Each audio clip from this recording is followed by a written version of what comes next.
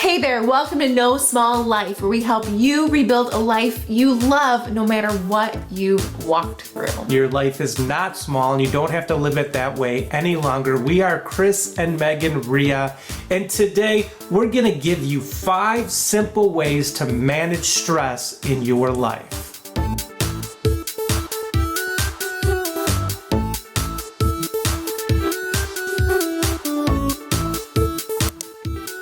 So stress.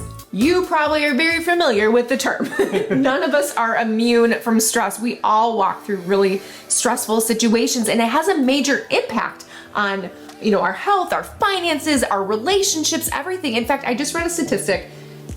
90%, you guys, I can't even digest this figure. 90% of all doctors' visits have a root cause that is stress. Yeah, stress related. I mean, stress leads to high blood pressure. It can lead to anger, panic attacks, anxiety, depression, not being able to sleep, not having an appetite. A lot of stomach issues, digestive issues. It just has a major impact. And so, like Chris said earlier, we want to give you 5 simple ways to manage stress, because you don't need complicated. You don't need to get stressed out about managing your stress, right? We want to help you take those levels down today.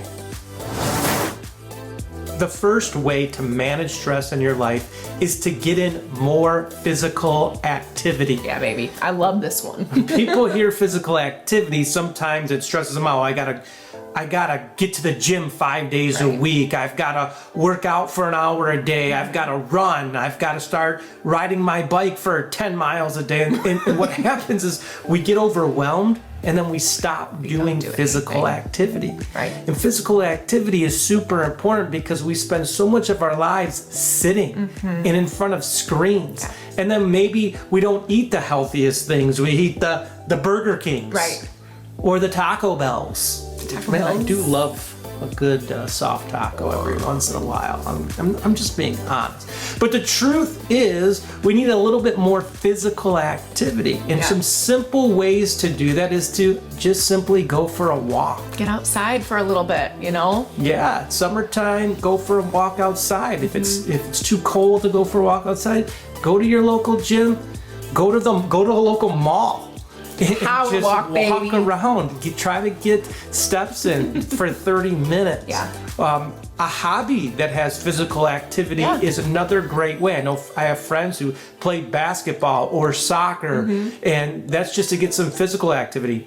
I prefer golf. It's not quite as intense. You're not sprinting, but you still get about 10,000 steps around it, even if you drive a car. Sure. So these are little ways to increase physical activity in our lives. And what's important to do with this point is not to run from something, but to run towards something. That's really good, because I think a lot of times we jump into physical activities out of fear, because if I don't, I'm going to fill in the blank, get sick, my body's gonna hurt, Yeah, if I don't eat healthy, I'm gonna get sick. Right. If I do this, I'm gonna get sick. Right. Or you get obsessed about your Fitbit steps.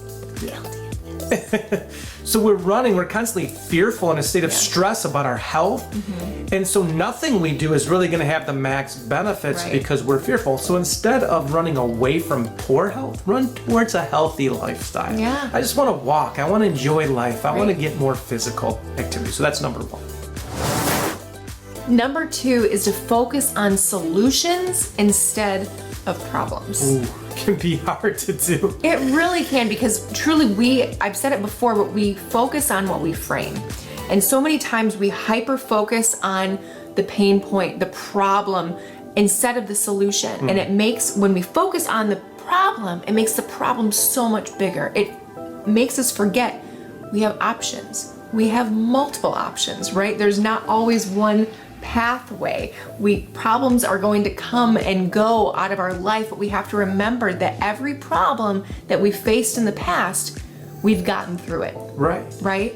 And this area, I'm telling you guys, if you can control what you can control and let go of what you can't, that is gonna dramatically reduce your stress levels, okay? By focusing on what you actually can control and choosing physically choosing, telling yourself, I'm not going to worry about that thing. I'm going to focus on the solution. Yeah, because life's going to throw you 100 curveballs, and sometimes we get in our mind that there's only one path for our future.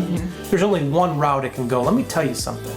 Life has many options, many routes. Right. It's a big world out there. We get so small in our thinking when we just are focused on problems. When we can understand that we're going to be okay, even if we lose our job, even if something happens in our family, life is going to go on. We're going to move forward, and life can still be good and fun in the future. Yeah. The next step is just to make some time to rest and unwind. Yes. We need to give our minds a break, and that could be just watching one of your favorite shows.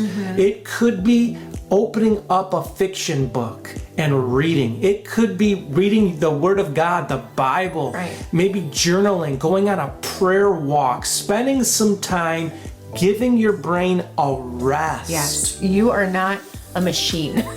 You are a human, and your brain is wired to go and to rest. Yeah, doing a 7 to 10 minute meditation at the end of the night just to breathe and clear your mind could do wonders for your soul. So give yourself some time to rest and unwind.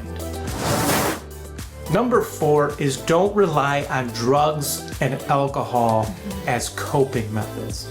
That's good. Now hear me out. I'm not saying there's anything wrong with having a glass of wine or a drink with friends or going out and relaxing, but we've become way too dependent on alcohol and drugs in our society. It's true. As soon as we have a problem, a stressful day, an intense moment, boom, we're headed right to alcohol, right to drugs to cope with that problem. And that's only going to lead to more stress and like not as good sleep and maybe even some health concerns down the road. So find a few better ways to cope with problems than going right to drugs or alcohol. That's not the answer. The 5th and final way we want to give you today is by talking it out.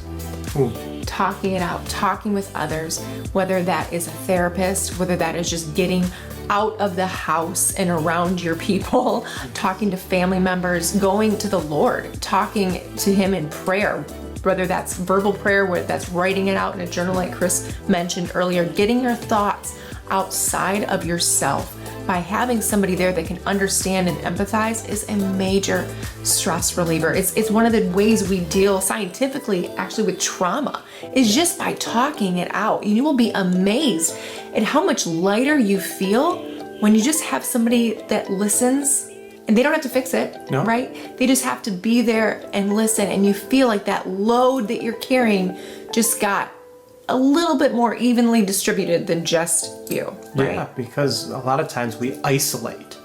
And when we isolate and we stay by ourselves, all cooped up for long periods of time, It's not good. Stress, negative emotions, we're just alone with our thoughts. It's amazing when you get around people, what it can do. And I know introverts, I'm not saying, you're going to get charged around people. What I'm saying is when we isolate, it's very easy to go to a dark place. But when we can get around people, we instantly get our spirits lifted by our close friends and talking through some problems with other people. It increases your hope levels again. So there you have it, 5 ways to manage stress in your life. Start putting those into practice today. And if you haven't done so yet, we'd love for you to subscribe to our channel. If you think someone would like this video, feel free to go ahead and share it with them. I also want to remind you that No Small Life is a nonprofit organization run on the donations of people. If you'd like to get involved and partner with us, you can do so at our website, nosmalllife.me. So have a great day, everyone, and remember, your life is not small. Bye, guys.